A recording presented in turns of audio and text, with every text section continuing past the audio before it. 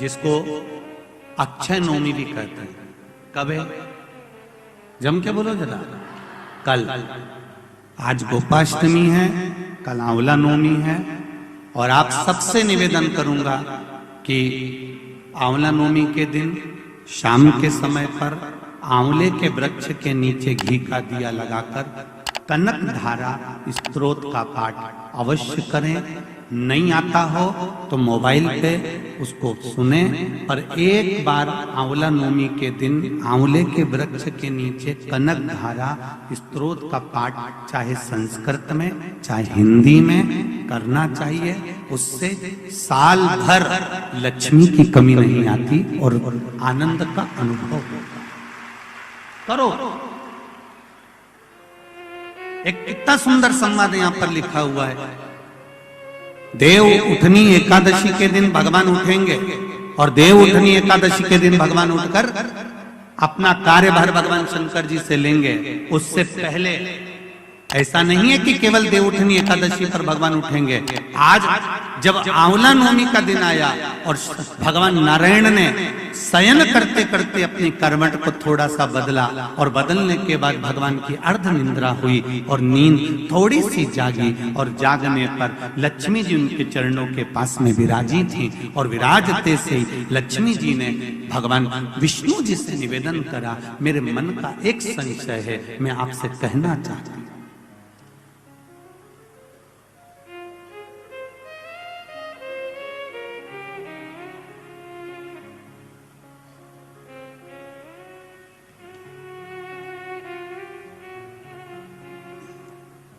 यह हमारे मन का भाव है कि हम भगवान को देव सोनी एकादशी पर सुलाते हैं और देव उठनी पर उठाते हैं। पर हमारी श्रीमद् भागवत कथा कहती है, शिव महापुराण की कथा कहती है, अग्नि पुराण, पद्म पुराण, नर्मदा पुराण हमको वर्णन करती है। एक क्षण की निंद्रा ब्रह्मा जी को आई थी और ब्रह्मा जी की झपकी एक क्षण की लगी थी और हाथ से वेद नीचे गिर गए थे। वेद नीचे गिरे, हयग्रीवा ने धारण कर लिए और चारों तरफ पानी पानी हो गया और पूरी पृथ्वी पानी में जल में मग्न होने लगी। जरा विचार करिएगा, एक क्षण की निंद्रा ब्रह्मा जी को आई और वेद हाथ से चले गए और पानी पानी हो गया। और हम कहते हैं कि देव सोनी एकादशी पर देवता सोते हैं और देव उठनी पर उठते हैं। अगर 4-6 महीने जम के अगर वो सो गया तो एक भी नहीं दिखेगा भीखण का।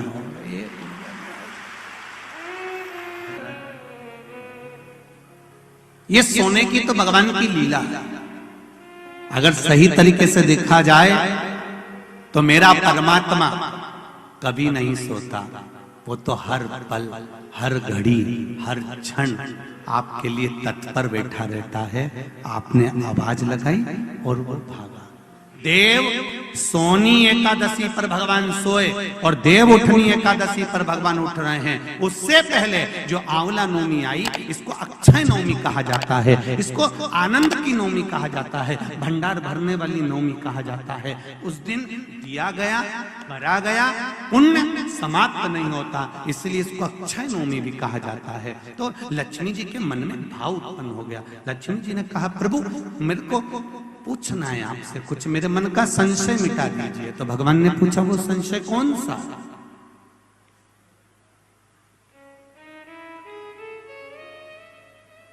क्या संशय है आपका?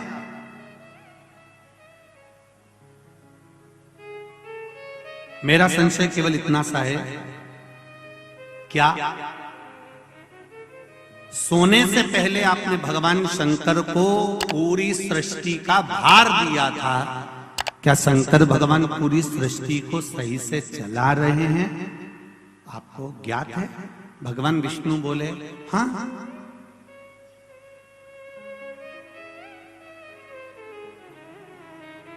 चला रहे। संशय मिटा दो। भगवान ने कहा, कौन सा संशय? मुझे थोड़ी सी परीक्षा ले। अभी तक नारायण भगवान करवट लिए थे, आज नारायण भगवान सीधे होकर पूछ रहे हैं, परीक्षा आपको लेना है? हाँ, लक्ष्मी विचार कर लेना। लक्ष्मी तुम्हारे मन में क्या शंकर भगवान के प्रति भेद उत्पन्न हो रहा है? शिव जी के प्रति भेद उत्पन्न हो रहा है? मेरा एक निवेदन पूर्ण श्रोता भाइयों से निवेदन है, शंकर भगवान पर कभी भेद उत्पन्न मत करना। क्या शिव जी को जल चढ़ाने से ऐसा होता है? क्या बेलपत्री खाने से ऐसा होता है? पहले चढ़ाकर देखो, खाकर देखो, लाभ हो तब विचार करिए कि हाँ होता है। को हम अपने जीवन में उतारें कि आंवला नवमी के दिन आंवले के वृक्ष के नीचे कुछ खाने का नियम क्यों है? बोलो, यहाँ से पहले लोग आंवला के पेड़ के नीचे पिकनिक मनाने जाते थे कि नहीं जाते? आंवले के वृक्ष के नीचे बैठते कि नहीं बैठते? क्यों? कोई तुमसे पूछे, कल के बच्चे तुमसे प्रश्न कर लेंगे, मम्मी ये आंवले के वृक्ष के नीचे क्यों पूजन करती हो? आंवले के पेड़ के नीचे क्यों जाती हो? आंवले के वृक्ष के नीचे पिकनिक मनाने क्यों जाना चाहिए? आंवले के वृक्ष के नीचे कुछ क्यों खाना चाहिए? आंवले के नीचे बैठकर दीप क्यों जलाना चाहिए? आज के बच्चे, जो विज्ञान का युग है, इस विज्ञान के युग के बच्चों को विज्ञान के साथ जोड़कर बताना पड़ेगा आपको कि आंवले के वृक्ष की महत्वता क्या है।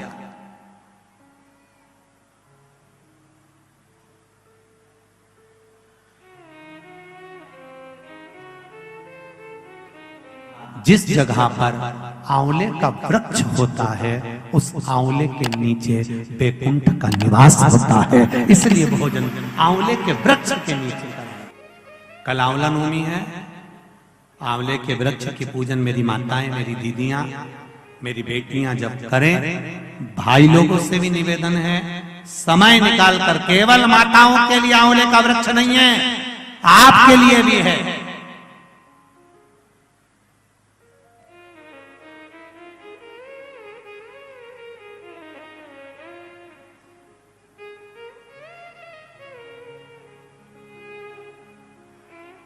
और मेरी माताओं से एक निवेदन, आंवले के वृक्ष के नीचे पूजन करने जाओ, और एक पत्ती भी अगर पड़ी हुई है तो उसको भी थोड़ा सा उठा कर लिया ना।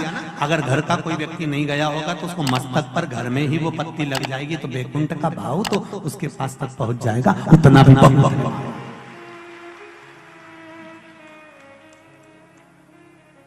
हमने मारवाड़ में देखा है कि आंवले के वृक्ष की पूजन करते समय माताएं आंवले की छाल का भी स्मरण करती है। अपनी चीटी उंगली अंगुष्ठ से मारवाड़ी माताएं उसको भी अपने पल्लू में लेकर आती है, दीप प्रज्वलन करती है, उसको अलमारी में लाल वस्त्र के अंतर्गत तिजोरी में रखती है। क्यों? क्योंकि वो बैकुंठ का एक हिस्सा, बैकुंठ का एक भाव।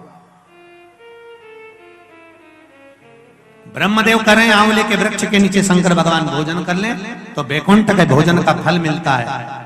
बैकुंठ के भोजन का फल, हाँ, लक्ष्मी जी ने उसी समय पर आंवले के वृक्ष के नीचे भोजन की व्यवस्था करी। शंकर भगवान भोजन करने के लिए बैठे, जैसे ही माता लक्ष्मी ने भोजन लगाया है, शंकर भगवान ने एक ग्रास भोजन को लिया, पाया और उठकर शंकर भगवान चले गए।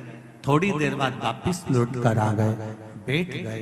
पूछा महारानी ने, माता लक्ष्मी ने, मेरे शंभु, मेरे बाबा, मेरे भोलेनाथ, मेरे प्रभु कहाँ चले गए थे आप भोजन की थाली को छोड़कर? तब शिव जी कहते हैं, कोई 4 संत भूखे रह गए थे, उनको भोजन कराने चला गया था। लक्ष्मी जी ने कहा, आप सृष्टि के सही संचालन कर रहे हो, मैं जान गई आपको कि आप सृष्टि के सही संचालन करता हो। एक मन की अभिलाषा है, अगर आप पूरी कर दें तो, एक मन की अभिलाषा है, आप अगर पूरी कर दे तो। शिव जी ने पूछा, क्या? मेरा मन है, आप अगर ब्रह्म मुहूर्त में सुबह का समय भोजन ग्रहण कर रहे हैं तो शाम का भोजन भी मेरे ही इस बैकुंठ में श्रवण भोजन ग्रहण करें। शिव जी ने कहा, शाम को तो मैं पार्वती के साथ भ्रमण पर निकलता हूं, पर दोपहर के समय पर मैं आपके यहाँ भोजन करने फिर आऊंगा। अब की बार लक्ष्मी जी ने भोजन कराने बैठने से पहले माता लक्ष्मी ने 5 चींटियों को एक डब्बी में भरकर बंद कर दिया।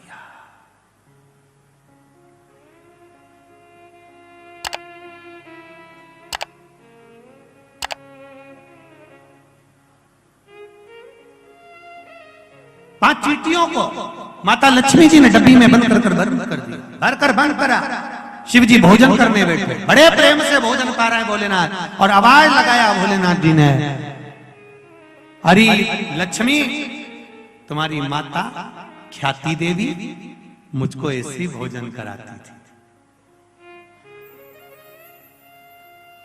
तुम्हारी माता ख्याति देवी भी मुझे ऐसे ही भोजन कराती थी और मैं प्रेम से पाता था। आज लक्ष्मी, आपके हाथ का भोजन कर कर मुझे ऐसा लग रहा है कि मेरी माता, आपकी माता ख्याति देवी ही मुझे भोजन करा रही है। आपको माता के रूप में आज मैंने देखा है, जैसे ख्याति देवी को देखा वैसे आपको देखा। तब भोजन पेट भरकर शिव जी ने जब किया, आचमन करा, लक्ष्मी जी ने कहा, भगवान नारायण ने आपको पूरी सृष्टि का भार तत्व दिया है कि पूरी सृष्टि का बोझ, पूरी सृष्टि का संचालन आपको करना है, पर मेरे मन का संशय यहीं धरा की धरा रह गया। आप पेट भरकर भोजन कर लिए और 5 चींटी भूखी रह गई।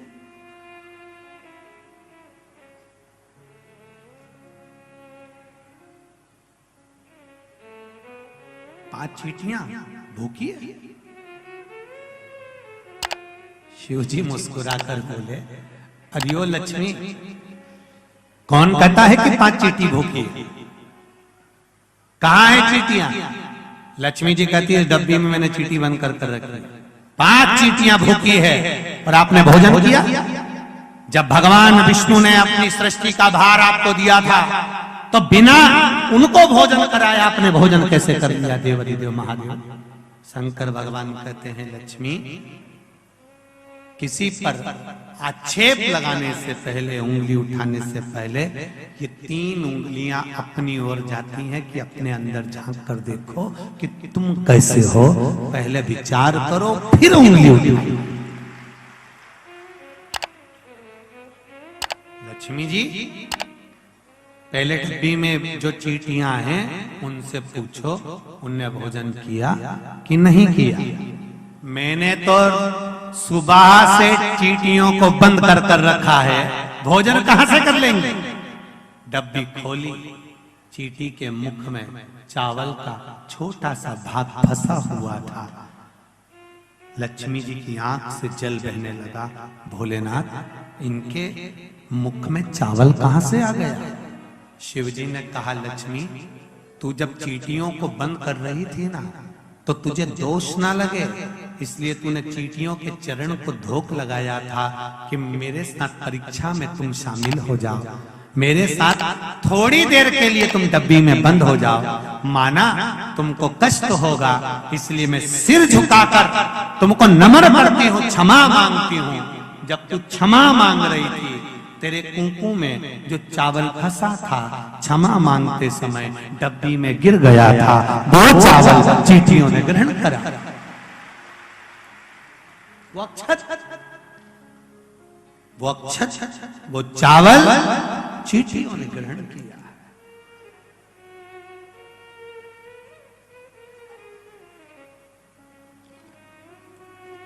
महाराज, वो चावल जो चींटियों ने ग्रहण किया,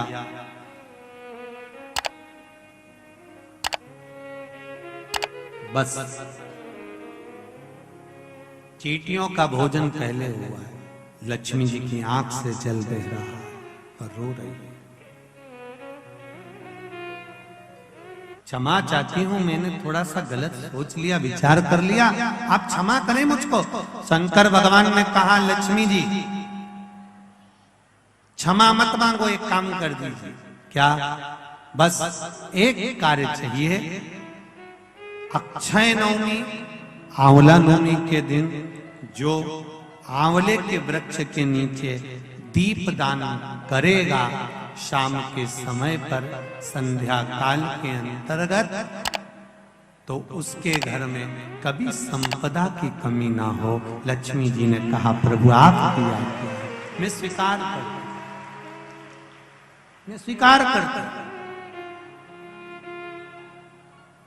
जितने भी लोग कथा श्रवण कर रहे हैं और जो लोग नहीं सुन पा रहे हो, इस कथा की एक छोटी सी बात जनमानस तक पहुंचाइए कि आंवले के वृक्ष के नीचे आंवला नवमी के दिन शाम के समय दीप दान अवश्य करें, जिससे आपके जीवन में खुशियां समाहित हो, जीवन में आनंद की अनुभूति, जीवन का सुख प्राप्त।